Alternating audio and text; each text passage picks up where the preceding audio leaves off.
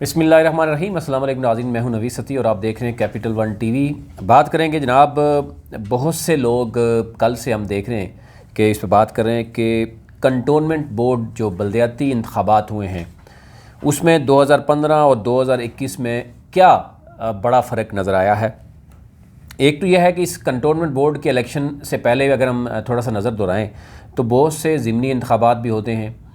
गिलगित बल्तिस्तान का इलेक्शन भी हुआ, आज़ाद जम्मू एंड कश्मीर का इलेक्शन भी हुआ, लेकिन जो कंटोनमेंट बोर्ड का इलेक्शन हुआ उसमें तहरीक इंसाफ को पंजाब में बुरी तरह से शिकस्त होना और स्पेशली रावलपिंडी और लाहौर के कैंट्स में तहरीक इंसाफ को शिकस्त होना, जहां शायद ये अपनी मजबूती समझते थे और बारहा ये कहा जाता है। और ज़ाहिर है अगर हम लाहौर की कैंट्स की बात करते हैं, वाल्टन और लाहौर कैंट, तो वहाँ पे जो 20 नशस्तें हैं, फिर उसके बाद एक दूसरी तरफ अगर हम देखें कि उस्मान बुज़दार का कहा जा रहा है कि उसकी कारकर्दगी पे सवाल उठाए जा रहे हैं। इसके साथ साथ सदर वस्ती पंजाब हैं जनाब एजाज़ चौधरी, और तहरीक इंसाफ की एक बड़ी क़यादत है लाहौर में, उनके दरमियान जो तहफ़्फ़ुज़ात थे, टिकट की तकसीम के मामला थे। एनी हाउ अब तो मामला आ गया है कि कंटोनमेंट बोर्ड लाहौर रावलपिंडी में शिकस्त क्यों हुई, इस पर एक पीटीआई को इसके हवाले से एक रिपोर्ट जमा करवाई जा रही है। रिपोर्ट सामने आई है कि वजह क्या बनी है। उसमें पीटीआई के कुछ लोगों का बाकायदा तौर पर कहा गया कि जनाब फ़ौरन बताया जाए कि मामला क्या है।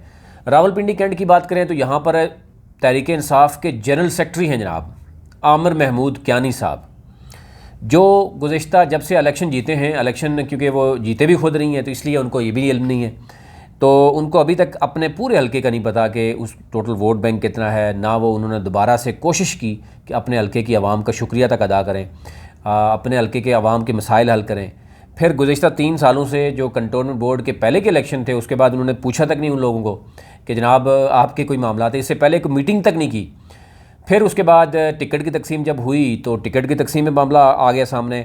नॉर्थ के जो सदर हैं सदाकत अली अब्बासी, आरिफ अब्बासी और ये जो टीम बनाई गई उन्होंने टिकट्स जारी किए। उसमें आसिफ महमूद, आमिर महमूद कियानी, उमर भट्ट, बहुत से लोगों के नाम आ रहे हैं कि जनाब उन्होंने तहरीक इंसाफ के जो नज़रियाती या जेनवन जो टिकट जिनको जाना चाहिए था उनको टिकट नहीं मिला। फिर तहरीक इंसाफ के अपने ही लोग, आपको पता ही है कि चौधरी साहब जनाब जिन्होंने 2-3 बंदों को आज़ाद हैसियत में उनको सपोर्ट किया और उन्होंने इलेक्शन निकाला, तो वो एक बहुत बड़ा उन्होंने जो है वो अपना पावर भी शो की, आमिर कियानी को भी, और बाकी चीज़ें भी थी। यानी हो कुछ पॉइंट्स बताए जा रहे हैं, मैं आपको शेयर कर देता हूँ कि जनाब रावलपिंडी और लाहौर कैंट में जो फ़िलहाल पीटीआई को जो शिकस्त की पहली रिपोर्ट आ रही है उसमें बहुत सी वजूहत बताई जा रही हैं। एक तो ये बताया जा रहा है कि तरक्याती काम नहीं हुए, और वो जो पहले से कंटोनमेंट बोर्ड के इलेक्शन थे उसको स्टडी भी नहीं किया गया। उस हवाले से कोई एक मुलाकात भी इससे पहले नहीं हुई। इलेक्शन करवाने से पहले तक यानी कोई किसी किस्म की तहरीक इंसाफ हुकूमत में थी, उसके बावजूद 3 साल गुजर गए, कुछ 6 माह पहले तक भी तहरीक इंसाफ को शायद एक्सपेक्ट ही नहीं कर रहे थे कि बल्दियाती इलेक्शन करवाए जाएंगे। इन्होंने नुमाइंदों से रब्ता तक नहीं किया था। ये रावलपिंडी और लाहौर दोनों कैंट्स में ये मामला रहा है, और ये समझते रहे हैं कि कैंट में क्योंकि इंतखाबात उस वक्त मुस्लिम लीग नून ने करवाए थे तो फ़िलहाल वहाँ के मसाइल को भी जो है ना वो छेड़ा नहीं गया। इवन कराची की बात करें तो वहाँ पर भी तहरीक इंसाफ ने सीट्स लिए जनरल इलेक्शन में। अच्छा, उसके बाद आ जाते हैं जनाब, दूसरा कहा गया कि मुख्तलिफ रहनुमाओं का मनफी प्रोपेगेंडा भी रहा है दोनों कैंट्स में, रावलपिंडी और लाहौर में। अगर टिकट्स एक ने जारी किए हैं, दूसरे ने अपने ग्रुप जो बनाए गए थे उस ग्रुप ने ना सिर्फ हराने की कोशिश की बल्कि जो है वो भरपूर तरीके से उसने अपना आप दिखाया।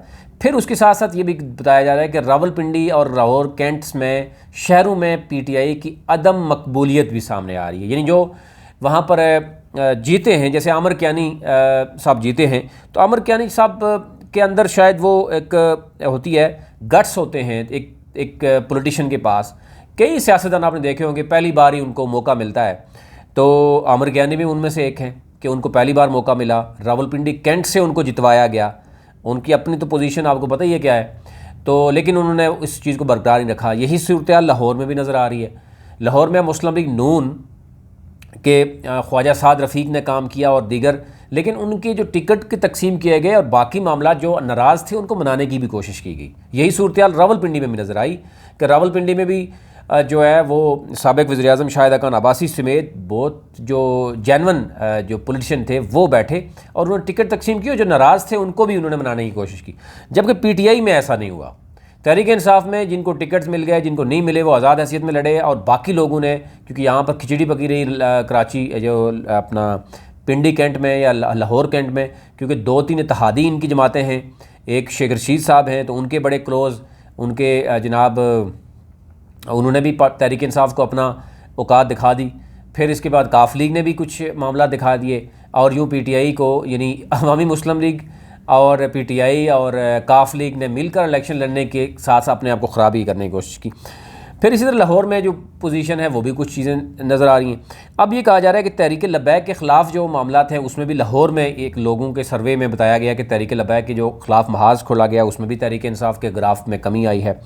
फिर शहरी हलकों में ताहाल चैलेंजेस हैं तहरीक इंसाफ को, मकबूलियत को जिस तरीके से इन्होंने टैकल करना था वो नहीं कर सके, लोगों के एतमाद को ठेस अभी तक पहुंचा है।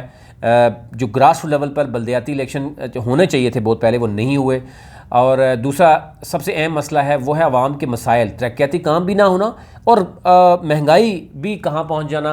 यानी अगर आप 3 साल पहले अगर बात करें तो आटा जो है सबसे बुनियादी जो चीज़ है वो अगर 40 रुपये किलो है या 50 तो अब 80 रुपये किलो हो गया है, तो डेफिनेटली वो आप अंदाज़ा करें कि आवाम को तो इससे गरज होती है कि महंगाई में रोज़ बरोज़ इजाफा होता जा रहा है। रिट कहीं नज़र ही नहीं आती। रिट ऑफ द स्टेट जो है ना ये बहुत अहम रखती है, तो रिट ऑफ द स्टेट जो है नज़र नहीं आ रही। और कैंट कंपैरेटिवली एक तो पढ़े लिखे लोग होते हैं और कैंट की जो आबादी है ये भी कहा जाता है, ज़ाहिर है कैंट में फ़ौजी एरिया होता है तो वहाँ पर मैक्सिमम लोग जो है वो तहरीक इंसाफ के हामी भी रहे।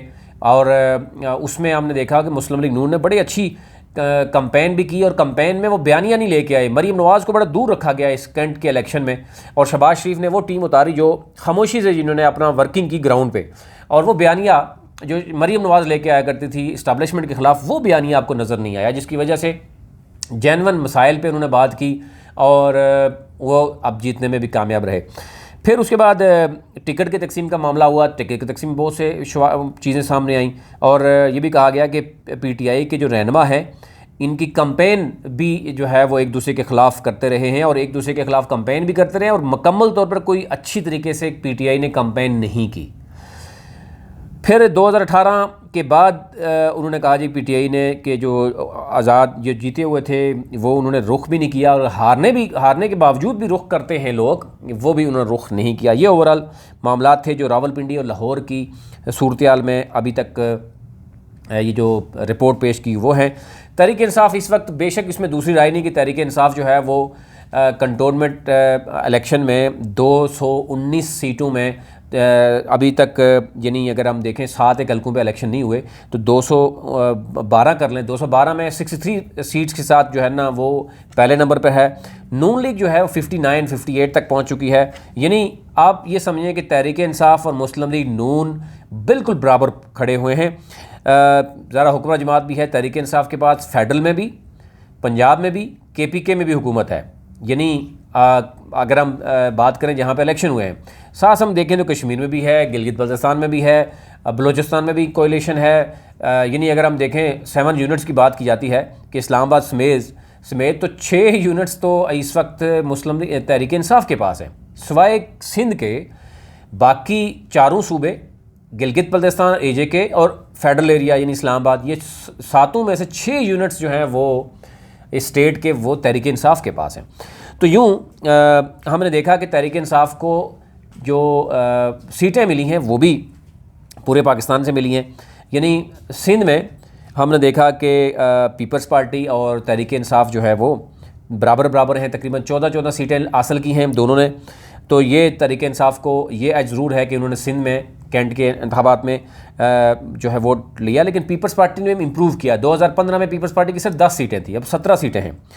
इसी तरह MQM की उस वक्त 18 थी, अब 10 रह गई हैं। MQM ने लूज़ किया और MQM ने लूज़ किया है हुकूमत का साथ, यानी इस वक्त एक MQM इत्तेहादी है तहरीक इंसाफ की। अच्छा जी, उसके साथ साथ आज़ाद हैसियत में एक बड़ी तादाद है, 52 की तादाद इस वक्त जो बताई जा रही है। लास्ट टाइम ये 58 थी आज़ाद, और सीटें भी कम थी। तो इस दफ़ा आज़ाद जो है 52 है। अभी भी जो 7 एक ऐसी हैं जो सीट जिनके दोबारा इलेक्शन होना है, कामरा की 4 हैं और 2 इलेक्शन जो हारे, जो जिनकी डेथ्स हो गई थी उनका मामला था। तो यूँ यानी 212 सीटों पर 63 तहरीक इंसाफ आगे है, यानी तकरीबन 5 सीटों से मुस्लिम लीग नून से आगे है।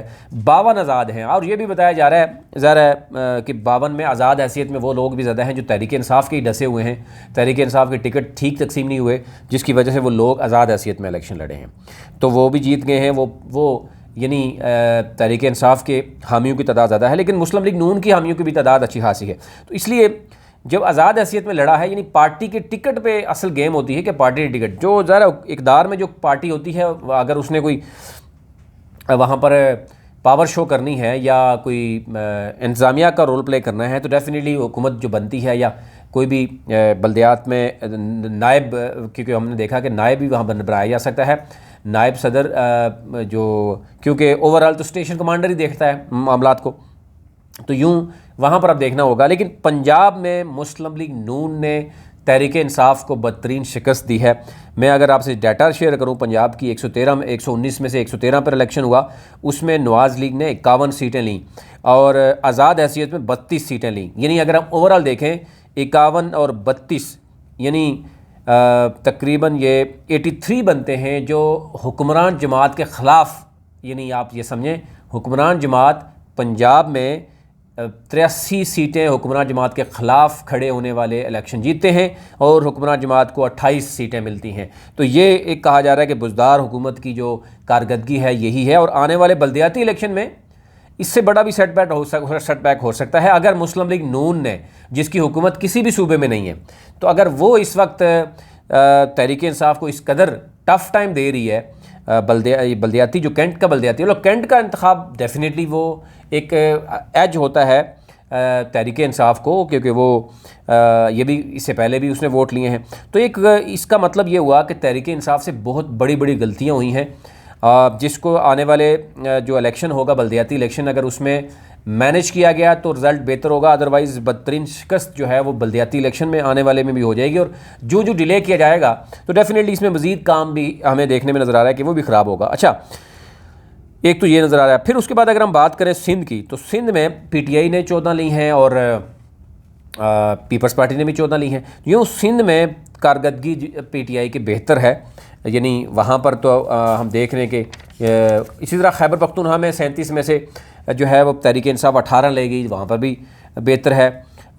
और बलूचिस्तान की अगर 9 नशिस्तों की बात करें, PTI की 3 हैं, 4 आज़ाद उम्मीदवार हैं, तो वहाँ पर भी तहरीक इंसाफ की एटलीस्ट जो है वो नुमाइंदगी मौजूद है। सिंध में भी है, बलूचिस्तान में भी है, KPK में तो आराम से यानी मेजॉरिटी है, और पंजाब में तहरीक इंसाफ को बड़ा सेटबैक हुआ है। अब ये कहा जा रहा है कि ये बाकायदा तौर पर रिपोर्ट्स जो है वो वज़ीर आज़म ने भी इस पर देखना है, और आमिर कियानी जो हैं, जो जनरल सेक्रेटरी हैं तहरीक इंसाफ के, जो शायद ये समझ रहे थे कि ये इलेक्शन करवाने के बाद, वो इलेक्शन जीतने के बाद उनको कोई वफाकी वजारत भी दे दी जाएगी, यानी कोई वजारत मिल सकती है, वफाकी वज़ीर दोबारा बनेंगे, लेकिन उनके लिए शायद ये भी बड़ा मुश्किल हो गया, टेंशन बन गई उनके लिए भी, और उनकी कारकर्दगी भी सवालिया निशानात उठ रहे हैं। और बल्दियाती इलेक्शन के हवाले से हमने 2 दिन पहले मैंने आपको बताया था कि सैफुल्लाह नियाज़ी जो कि सेनेटर हैं, उनको जो टास्क सौंप दिया गया है वो इस वक्त जनूबी पंजाब के दौरे पर हैं, और उनको कहा गया है कि जो मुतलका MLAs MNA MPAs हैं उनसे भी मुलाकातें करें, और बल्दियाती इलेक्शन के हवाले से जो है वो राह हमवार करने की कोशिश करें, और आने वाले दिनों में हम देख रहे हैं कि बल्दियाती इलेक्शन भी करवाए जाएंगे। और लेकिन ये लग यही रहा है कि जिस तरह ना चाहते हुए तहरीक इंसाफ ने कंटोनमेंट बोर्ड के बल्दियाती इलेक्शन करवाए, और वो भी वज़ीर जो डिफेंस के हैं परवेज़ खटक, उन्होंने, क्योंकि वो नाराज़ थे और उन्होंने ये बल्दियाती इलेक्शन करवाया। अदरवाइज़ हुकूमत ये चाहती थी कि अभी जो है वो ना करवाए जाएँ, क्योंकि ये डायरेक्टली उनकी वजारत के नीचे आता था, तो इसलिए उन्होंने जनाब बल्दियाती इलेक्शन करवा दिए। यहाँ तक तो इलेक्शन कमीशन का ये मसला भी रहा कि उनके पास फंडिंग भी नहीं थी। लेकिन ओवरऑल ये सूरत हाल थी कि क्या पोजीशन है मुस्लिम लीग नून और PTI की, तो मुस्लिम लीग नून ने पंजाब में जो है वो कम बैक किया। और इसी तरह अगर हम गुजरांवाला की बात करें, वहाँ पे मुस्लिम लीग नून को बड़ा सरप्राइज़ मिला है। मुस्लिम लीग नून का गढ़ समझा जाता है गुजरांवाला, लेकिन वहाँ 10 में से 6 सीटें तहरीक इंसाफ निकाल गई। तो यूँ कुछ एरियाज़ में जहाँ मुस्लिम लीग नून को और मुस्लिम लीग नून ने भी वहाँ पर रिपोर्ट तलब की है कि जनाब क्या मामला हुआ, वहाँ पर भी टिकट की तकसीम का मामला है। अदम दिलचस्पी है वहाँ के लोकल रहनुमाओं की, जिसकी वजह से सामने आया है। तो ये तमाम पॉलिटिकल पार्टीज़ के लिए सीखने का मुकाम है बल्दियाती इलेक्शन। और इसी मामले में देखा जाता है कि हुकूमतें क्यों परेशान रहती हैं, क्यों बल्दियाती इलेक्शन की तरफ क्यों नहीं आती, ये एक बहुत बड़ी वजह होती है। तो शायद इसी वजह से तहरीक इंसाफ भी अभी तक ब्लैकमेल होती रही है। और जो कि मंशूर में सबसे पहले खान साहब जनाब कहते हैं कि मैं बल्दियाती इलेक्शन करवाऊँगा, जो कि आइन का सबसे बुनियादी जनाब मरहला है जब भी आप हुकूमत की बात करते हैं। अभी तक ले इतना ही। अपने मुल्क का ख्याल रखिए। चैनल को ज़रूर सब्सक्राइब कीजिए ताकि हर आने वाली जो नई खबर है, वीडियो है, वो आप तक पहुंच सके। बहुत शुक्रिया।